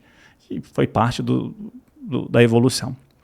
Agora, quando aí eu posso fazer o paralelo, né, da Nomad, que há 2 anos, éramos algo como 20 pessoas. Hoje a gente é 200 pessoas. Uhum. Então, sim, é difícil a gente, desde o início, ter primeiro, a capacidade de atrair um talento, um executivo, que vai ser o líder funcional de uma área de uma empresa de 20 pessoas, mas que também vai ser o mesmo líder para uma empresa de 200 pessoas. É difícil. É claro que a gente sempre quer desenvolver e dar oportunidade para os talentos, mas é difícil naquele estágio a gente conseguir ter o time ali para aquele estágio. Às vezes a gente não consegue. E, na verdade, não é nem é o ideal. Tem desperdício, por vezes, né? Trazer pessoas muito sêniores para um contexto super pequenininho não vai fazer muito sentido. Agora, dito isso, a mentalidade que eu sim tenho é trazer a pessoa mais sênior possível, mesmo que a empresa esteja em um estágio muito inicial. É quase que um mantra. Assim, se conseguirmos alguém mais sênior, vamos trazer. Agora, o que está por trás disso? Primeiro, a empresa está crescendo a taxas muito altas. Né? Estávamos com 20 pessoas, agora estamos com 200. Lançou, não tinha nenhum cliente, hoje mais de 500 mil, e assim por diante. Então, tem um quê, que é uma mistura de experiência / uma super confiança no crescimento e na escala, que tudo bem a gente trazer uma pessoa que talvez acima para aquele estágio. Para aquele desafio que não seria tão grande, mas que a gente sabe que daqui a 1 ano já vai ser. E recrutamento é super difícil. E às vezes você procura por meses e meses. Né? Exato. Então, o desafio acaba sendo muito mais da organização de conseguir recrutar e criar as condições para que aquele talento evolua ali, né, na linha do tempo. Então, um exemplo, assim, o nosso time hoje é um time que eu considero bastante sênior, assim. Poderia pegar um ou outro exemplo, mas de verdade é um time que eu considero bastante sênior. E tem um quê de profecia autorrealizável. A gente sim, desde o início, tem essa de onde viemos, e os outros sócios fundadores ali, né? O Patrick, que foi o fundador do iFood, o Gabriel, que é o CTO e que foi o primeiro CTO do iFood ali, founding team do time de tecnologia do iFood, e escalou a empresa. Então, nós que viemos desses ambientes, eles tiveram ali as suas histórias também de iFood, de crescimento e tudo mais, a gente é até extremamente alinhado, né, nessa perspectiva de precisamos trazer quem a gente conseguir, super sênior. A gente, eles e eu, quando a gente decide fazer esse novo desafio, né, de vida, né, é para ser um negócio grande, é para ser um negócio legal, a gente saiu dessas jornadas anteriores e escolhemos estar aqui, e escolhemos nos dedicar, né, a fazer isso. Então, acho que é um pouco por isso que eu falo que é um pouco de profecia autorrealizável. as pessoas que se juntaram a nós, acho que elas olham isso e falam assim, legal, o Lucas fez isso, o Patrick, o Gabriel. Por que esses caras quiseram fazer isso, né? Tem alguma coisa assim, deve fazer algum sentido. Acho que começa por aí, no nosso caso. E sim, a gente, talvez é um pouco de loucura na nossa crença que a gente tem de ficar lutando nesse meio, né, de fintechs. Então, dito isso, estou enrolando aqui, mas acho que construção de time é um super desafio e eu tento sempre trazer as pessoas mais sêniores possível que a gente consegue, porque no nosso caso a gente tem essa perspectiva de seguir crescendo e que daqui a pouco a gente vai ter mais desafios e que essas mesmas pessoas vão nos jogar cada vez mais para os desafios maiores também. Então, acho que vai multiplicando. Muito bom. E, Lucas, tendo sido responsável já por marketing e vendas, vou puxar um pouquinho aqui para esse lado de growth mesmo. O que você já aprendeu com as outras empresas que você de cara já começou na Nomad? Tem alguma coisa que você consegue ver? E hoje, como que vocês crescem, assim? Legal. Então, o Viva Real, ele era um marketplace B2B2C. Né? Então, a gente tinha um aspecto que era muito corretores imobiliárias, os anunciantes, que eram pequenas e médias empresas, algumas grandes, mas esse aspecto B2B. E o outro lado da audiência, que era B2C, né? Quem chegava. No caso da Nomad, a gente tem um B2C, né? É para o cliente final que a gente constrói o produto. Então, acho que eu acabo bebendo ali dessa fonte, desse lado em muitas coisas. Talvez o principal para o cliente B2C que desde o início a gente se importa muito é branding. Eu tinha uma pergunta aqui sobre isso. E o porquê disso? Porque é uma matéria tão complexa e tão difícil de a gente conseguir construir, né, esse ativo, mas depois que você constrói, é um valor tão grande que é quase que exige um pouco de fé. Você precisa acreditar que você tem que investir nesse caminho e que isso vai contribuir, né? No caso do Viva Real, esse branding, ele se aplicava, como eu comentei, tinha muito de SEO. Então, para o lado do consumidor, ele não era, o tal do branding, ele não era o aspecto mais forte para contribuir com o crescimento da audiência. Mas, para o lado do corretor e para a imobiliária, criou-se um movimento de suporte ali, de apoio à marca, ao Viva Real, uma empresa tão grande, mas tão grande, que eu acredito que é o que fez o Viva Real crescer e ser o que ele foi. Assim. Os corretores amavam, criamos uma percepção de ser uma marca muito mais próxima deles e amiga deles. E o resto estava querendo ferrar com eles, o Viva Real não. Exatamente. Quando você tem um marketplace que tem dois lados, sempre tem um pouco de, você está privilegiando um lado, aquele, né? Quase como se fosse aquela entidade, está privilegiando o outro lado. E a gente, desde o início, se posicionou como a marca que apoiava os corretores e as imobiliárias. E as estratégias eram ao redor disso. A gente tinha planos para anúncios ilimitados, mesmo para corretores menores. O preço ele era o mais acessível. A gente fazia conteúdos gratuitos, a gente fazia os eventos, a gente investia. Mas aí você vê que mesmo assim não é só marketing, tinha produto ali atrelado, que por isso que a gente chama de growth mesmo, né? Vocês conseguiam que o preço do pacote estivesse alinhado com a promessa que é feita para as imobiliárias e tudo mais. Com certeza, né? A forma como é o que o pessoal fala de você quando você sai da sala, né? O seu branding ali. Aqui era a mesma coisa, assim, o pessoal está falando porque esse coletivo de aspectos. Os princípios estavam alinhados. Exato. Né? E aí quando a gente transfere isso para Nomad, a gente, desde o início, tem essa preocupação. E nunca eu acho que é suficiente essa preocupação com o branding, né? Mas a gente vem com essa bandeira que a gente fala de oferecer essa plataforma de banco, Sinel Bank, que é uma conta americana garantida nos Estados Unidos em dólar para brasileiros, feita por brasileiros em português, que de fato se importa com um mundo extremamente desconfortável. Mexer com as finanças das pessoas em uma outra moeda, normalmente está muito associado a quando você está lá fora, se sente muito vulnerável.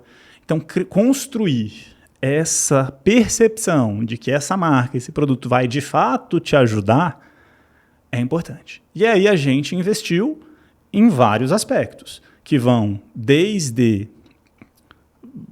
Vamos entender o aspecto, como que essa marca vai comunicar com esse cliente antes de lançar o produto. A gente investiu nisso. A gente tem um manifesto, a gente criou um vídeo que comunique internamente e externamente. Mas um vídeo faz diferença? Eu fico até arrepiado quando eu vejo um vídeo de manifesto da marca. Né?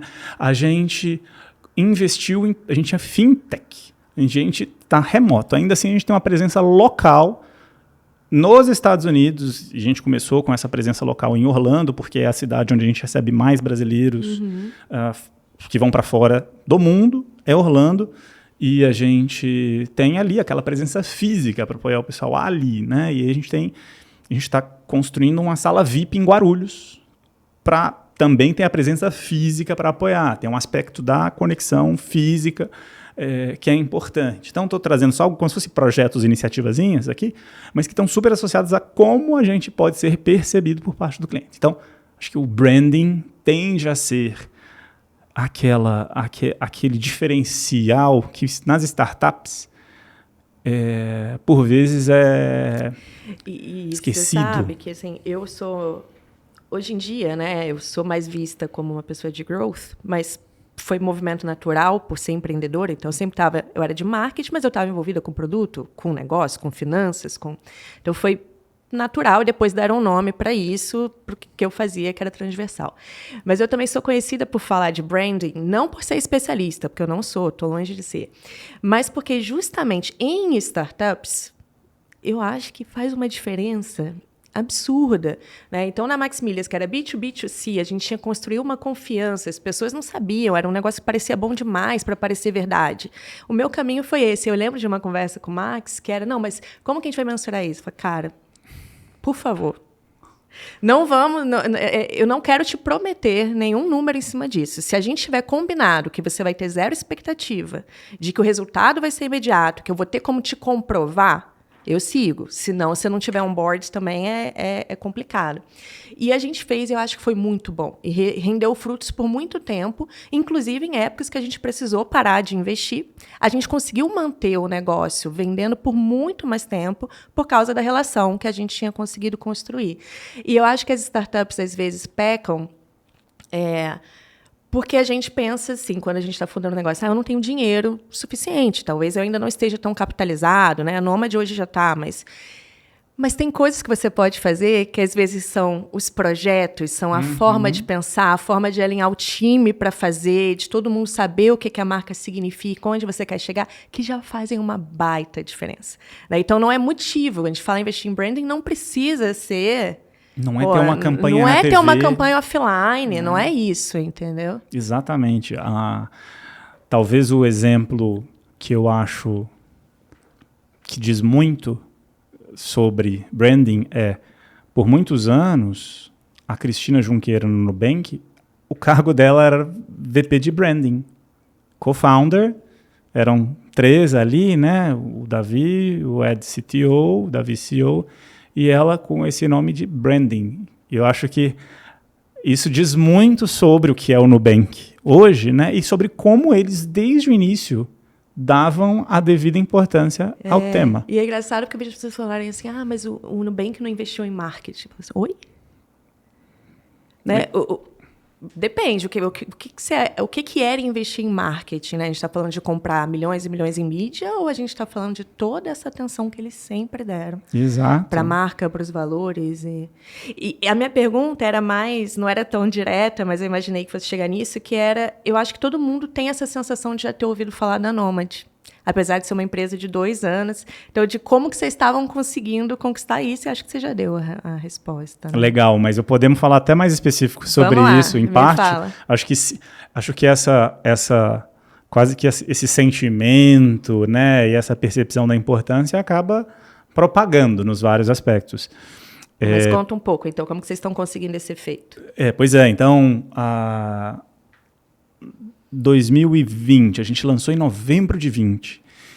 E aí, isso sim, você conhece N vezes mais do que eu, mas ficou muito caro fazer paid media, né? Teve alguns movimentos aí que Google e Facebook, que era um canal muito relevante até alguns anos, ficaram inviáveis para vários produtos. No mercado de fintech, foi um dos que os custos subiram muito. Então, desde que a gente entrou, estes canais que têm sido tradicionais nos últimos anos, para a gente não funcionavam. Google e Facebook não foram canais que a gente usou muito. E hoje eles representam talvez 10% das nossas aquisições de clientes, por exemplo. O que vem, acho, algo ao redor aí de 50% das nossas contas é o que a gente chama de parcerias. E que não é muito uniforme o que a gente chama de parcerias. É de tudo um pouco. É canais que falam de viagens, já foi impactada por alguns. Seja um influencer ou um marketplace, né? Ou canais que falam de construção de patrimônio, canais que falam de produtos financeiros específicos, canais que falam sobre o chamado gig economy worker, né, que está sendo cada vez, especialmente na pandemia, um caminho natural de seja devs, pessoal que trabalha com design, content creators de forma geral, que estão, mesmo no Brasil, trabalhando para empresas lá fora e tendo que navegar nesse mundo financeiro global. De como que faz, né? Como que eu recebo? Hein? Exato. Então, acho que é bastante fragmentado, seja persona ou tipo de canal, mas é esse grande bloco que a gente chama de parcerias. Tem sido, e é por vezes experimental, né? Vamos, como é que a gente pode aqui? Se você comunicar, vamos criar uma parceria aqui. Então, acaba sendo super customizado por tipo de parceiro, mas é esse bloco. Mais de 50% dos... Algo ao redor de 50% é o que a gente chama aí dessas parcerias. E aí, os 30% e alguma coisa são orgânico, que, claro que é difícil fazer a atribuição perfeita, né? Já que esses canais se comunicam todos eles, mas é mais ou menos isso, uns 30% e alguma coisa são orgânico. No orgânico, mais para 40%. Do que, assim, especificamente? Beleza, eu diria mais próximo de 40%, sendo que desses, uns 3/4 acabam chegando... desses 40%, uns 3/4 acabam chegando, seja via SEO ou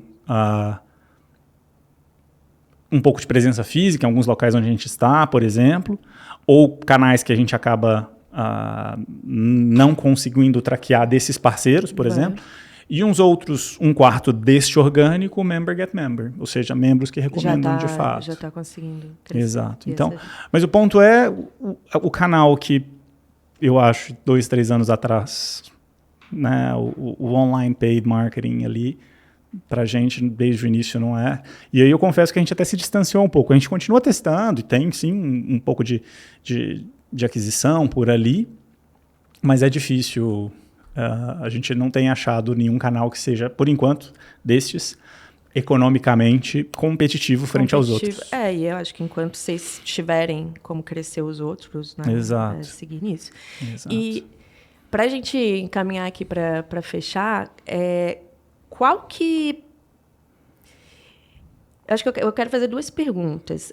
Uma é, considerando o status da Nomad hoje, né? Eu imagino que vocês têm ali um desenho de onde vocês querem chegar. Qual que é o endgame da Nomad? Bom, a gente, quando a gente está empreendendo, a gente sempre tem uma visão muito grande. Talvez os últimos anos, ou essa minha experiência, os últimos 10 anos, me ensinaram o poder do foco para executar bem, né? Então, a gente tem sempre o desafio da visão grandiosa com a necessidade do foco para conseguir, de fato, executar. E na Nomad não é diferente. A gente tem uma visão de longo prazo muito grande, associada a um propósito, né? Mas a gente acaba sendo específico para começar a executar.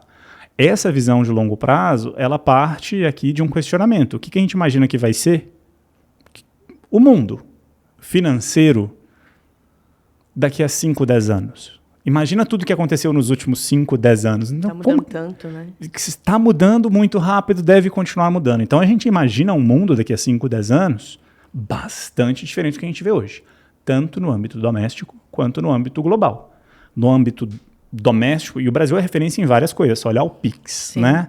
O quanto isso tem sido transformador na forma como... Open Finance como um todo, né? Tudo isso, imagina o quanto isso vai impactar todos os produtos e as experiências, as expectativas por parte dos consumidores. Isso no âmbito doméstico, que hoje a gente tem aí dezenas de wallets, né, uma fragmentação muito grande dessas experiências. A gente deve ser muito mais consolidado, com N avanços, muito mais integração. E no âmbito global, a gente também entende que, por mais que a gente veja esses movimentos que parecem nos afastar, de certa forma, criar mais isolamento, a gente imagina que deve sim ser um mundo muito mais integrado, com muito menos fricção, com muito mais fluidez. Dito isso, a gente imagina um mundo, 5, 10 anos, em que finanças, banking, investimentos vão ser, no mundo global, um processo sem fricção. Você não vai precisar falar que você é uma conta global, você é uma conta que funciona onde quer que seja. E a gente vislumbra um mundo em que essa moeda forte na qual a gente está trabalhando hoje, que é $1, por exemplo, e a gente tem essa plataforma construída em cima de uma infraestrutura de banco nos Estados Unidos, a gente começou por ali com um foco muito claro nos produtos financeiros ali, mas a pergunta é, por que não esse produto não pode funcionar sem fricção aqui no Brasil? E a gente começou sim focado em produto americano, uma conta e um cartão emitido lá. Eu reparei que meu cartão veio dos Estados Unidos. Assim, ele foi produzido lá, isso. Então, estamos aos poucos evoluindo, ele foi de fato produzido lá e quando a gente lançou em novembro de 2020, esse cartão ele só transacionava nos Estados Unidos. Então, aos poucos a gente vai evoluindo. E sim, a visão é fazer com que esse produto não tenha fricção alguma para ser transacionado aqui no Brasil também. Então, nossa visão de longo prazo é sim um banco global, mas global de fato. Porque hoje a definição do banco global é o que te dá acesso a lá fora, mas na verdade o nosso entendimento global é que ele é totalmente sem barreiras. Totalmente sem barreiras. E hoje a gente sabe que tem essa fricção. Então, a pergunta é como é que vai ser. E aí a gente acredita que tem um caminho legal por aí. Vocês estão trabalhando nesse futuro. Muito Exato. legal. E considerando essa sua trajetória, que para mim é brilhante, qual que é o endgame para você? Você estava falando, né? Poxa, a gente se juntou para fazer a Nômade, porque obviamente vocês queriam fazer. São todas pessoas muito bem-sucedidas. O que você imagina para você, Lucas, daqui a 5, 10, 20 anos? Vai, vamos pensar depois da Nômade, porque só de Nômade tem muita coisa. Tem, mas exato. Qual que é o seu objetivo de vida, assim, seu grande sonho? Quando a gente vendeu o Grupo Zap, né, foi uma super oportunidade de eu pensar, pela primeira vez, eu tinha a oportunidade de escolher. Sim. Para mim foi muito forte esse momento, porque mesmo a minha ida para o Viva Real, 10 anos, mais ou menos 10 anos, há 10 anos atrás, foi, assim como para os outros lugares para onde eu fui, foi um pouco casual, inesperada. Eu vou porque é o que está acontecendo, e não foram escolhas. E aí, depois da venda aqui do Viva Real Zap, tenho agora uma oportunidade de escolher o que eu quero fazer, seja porque faz sentido eu tomar um tempo, financeiramente eu tenho um patrimônio, tenho uma experiência que me permite escolher também, né, vários caminhos. Muitas pessoas que passaram pelo que eu passei acabam migrando para um caminho de ser investidor, sim, né? Sim. E agora eu posso trazer o meu conhecimento, aportar e tal. Então, para mim, naquele momento, eu olhei para trás e falei, quando é que eu fui? Assim, se eu posso escolher, eu quero ser feliz. E quando é que eu fui mais feliz? E era inegável que os momentos em que eu tive mais engajado, mais feliz, foram no início do Viva Real.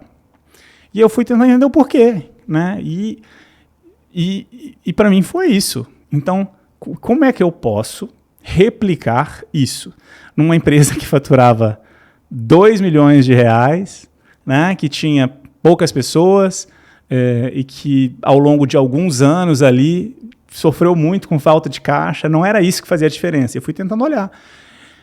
E isso é super particular e cada um deveria realmente tentar tendo a oportunidade, maximizar esses fatores no seu dia a dia. No meu caso, era estando na linha de frente, era sendo operacional, era pegando a base de dados e fazendo uma tabela dinâmica, era dando uma mãozada num sistema, é lidando com caos, é trabalhando com pessoas desenvolvendo ali, né, nos primórdios de uma empresa de fato, que por vezes você nem tem uma empresa consolidada. Então, para mim, aqueles momentos, se eu pego essa jornada de 2012 a 2020 de Varral e Zap, imagina, a gente fechou 20 ali, faturando centenas de milhões de reais, tal. Mas a verdade é que eu, Lucas, o meu perfil, aquilo que eu gostava, era aquele ambiente da startup, mais informal, né? Então, eu falei assim, vou para ali. E me perguntei sobre o quanto, se eu fosse, isso não seria uma decisão quase imediatista ou curto prazista. Porque se der certo, a gente vai crescer, vai. Mas aí eu comecei a, mais uma vez, construir os outros aspectos. Né? Falei assim, não, entendo que uma evolução do que aconteceu ao longo desses quase 10 anos de Varral Zap, muitos desses aspectos poderiam ter sido tratados no início. De construção de time, de relação com investidores, de governança, e as decisões que, natural, eu como, né, na minha posição, como CEO do negócio, etc., eu tenho uma responsabilidade que me permite, na verdade, direcionar, e pode ser até confuso e contraditório, para direcionar para aspectos muito pessoais, né, o que não deveria acontecer. Mas o meu ponto é, eu consigo ver a empresa crescendo e eu, de alguma forma, agora, nessa experiência, com os aprendizados passados, conseguindo fazer isso de uma maneira... E direcionando para que ali no futuro as coisas funcionem de forma mais... a fazer a manutenção desse meu aspecto que é, para mim, o mais importante, é fazer a minha felicidade ser maximizada. Então, para Nômade é assim que eu penso. Aí a pergunta é, daqui a 5, 10 anos, pós-Nômade, ou que seja 20 anos... virar outra Nômade? Os próximos, né, essa próxima experiência, será que vem outra Nômade ou não? E eu não penso muito isso, porque quando eu me vi no final da jornada Zap, olhando para trás, eu falei, legal, foi isso. E vamos ver, acho que tem uma grande chance de, dados todos os aprendizados, dado o novo momento, que talvez daqui a 10 anos eu me veja... Não, agora eu tive outras experiências e eu percebi que, na verdade, o que me deixa feliz é uma outra coisa. E é natural, né? A gente, quando tinha 10 anos, era feliz com algumas coisas, era 20 com outras. E aí, quando eu tiver lá meus 50 anos, talvez eu busque outras coisas. Então, por enquanto, eu aproveito a jornada e não me preocupo muito com o que vier, mas e sou super grato ao privilégio de poder estar escolhendo. Muito bom. Lucas, deixa eu te pedir uma coisa que a gente sempre encerra pedindo, e eu tinha esquecido até de falar para você, mas se você puder pensar aí 3 indicações de livro, conteúdo, podcast, 3 indicações que você quer dar para o pessoal aí de coisas que você acha que são relevantes ou para fundadores ou para as pessoas que estão em liderança de startups. Legal. Então, eu leio bastante, então vou falar de livros. Excelente. Se são 3, eu vou recomendar, então, 3 livros que falam mais ou menos sobre um certo assunto, que é liderança e afins, e que são até contraditórios, alguns deles. Muito bom. E eu leio e releio livros também, então às vezes eu leio um e eu discordo, leio uma outra parte. E esses 3 livros, por acaso, eu comentei com o time da Nômade recentemente, então estão muito na minha cabeça. Tem um primeiro que chama Ego é o Poder. Aliás, Ego is the... o ego é o seu inimigo, do Ryan Holiday. Ego is the enemy, isso, e não é o poder. Eu acho que em português o ego é seu inimigo. Isso, Ego is the enemy em inglês, ego é seu inimigo. Beleza. Esse é um livro que fala sobre o aspecto muito relevante da liderança, que é, de fato, se colocar numa posição de estar sempre aprendendo. E eu acho que isso é fundamental, especialmente quando a gente está falando no mundo de startup. Muda muito rápido tudo isso. Então, Ego is the enemy, eu acho que ele é incrível. O ego é seu inimigo. Tem um segundo livro que eu acho que é o oposto, que é as 7, se eu não me engano, as 7 leis do poder. Tá. E esse livro, ele tem uma abordagem que é quase o oposto. Tá. Que ele fala sobre o quanto, vou até, as 7 regras do poder, 7 Rules of Power, alguma coisa do tipo. Jeffrey Pfeffer. Esse eu acho que eu nunca li. Esse é um professor de Stanford e ele fala muito sobre o quanto o mundo, por vezes, pode parecer cruel, ineficiente e que, sim, certos comportamentos não, eu diria, ortodoxos, podem te ajudar a evoluir nesse mundo que é um mundo injusto e cruel. E esse é um livro do qual eu discordo de N aspectos. Mas quando você me pede 3, me dá a liberdade poética de falar assim, acho que todo mundo deveria ler abordagens que são contraditórias para tentar puxar o que faz sentido, que faz sentido e o que não faz. Acho que são 2. E, para mim, o terceiro é bem possível, dada a sua até proximidade com a Luísa, que tenha sido já falado, que é a 5 disfunções das equipes, do Patrick Lencioni. Já estudamos. Esse é um livro que também fala sobre diversos aspectos, sendo um dele liderança, e eu fui apresentado a ele há talvez uns 10 anos, e para mim segue sendo quase que uma bíblia ali que eu uso de consulta para falar sobre como times de alta performance são formados, e que talvez a mensagem final que tem aí é que começa com uma relação de confiança entre essas pessoas das equipes. Acho que esses 3 livros são boas recomendações ao redor do tema desenvolvimento e liderança. Lucas, super obrigada. Adorei conversar com você. Eu que agradeço. Valeu, tá? Valeu. Até a próxima, pessoal.